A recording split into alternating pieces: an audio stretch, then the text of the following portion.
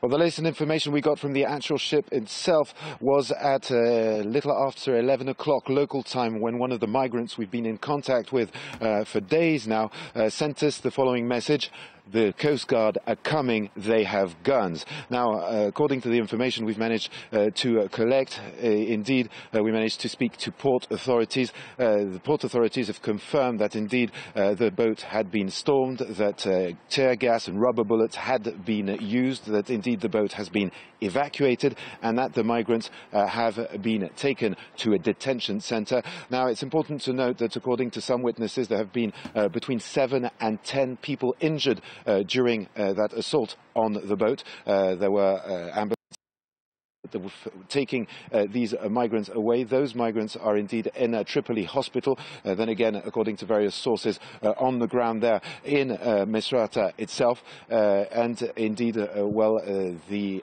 ship is now empty, but it had to be stormed by Libyan Coast Guard forces. And to the story of this ship, where for a week those migrants refused to get off board, that's a direct consequence of the shutting of ports across the Mediterranean.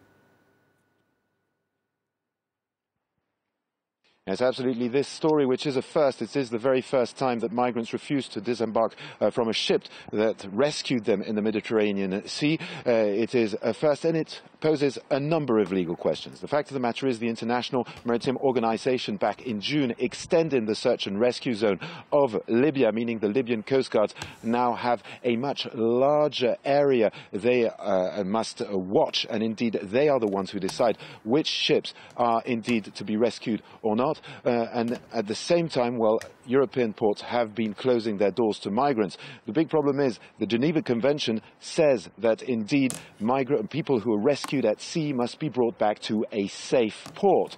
But in a report by the UNHCR 6 months ago, indeed deems these ports in Libya as unsafe. And this is obviously the problem. These migrants did not want to get off that ship because they considered that their life was at risk in Libya, and they were afraid to be detained and potentially tortured. Detained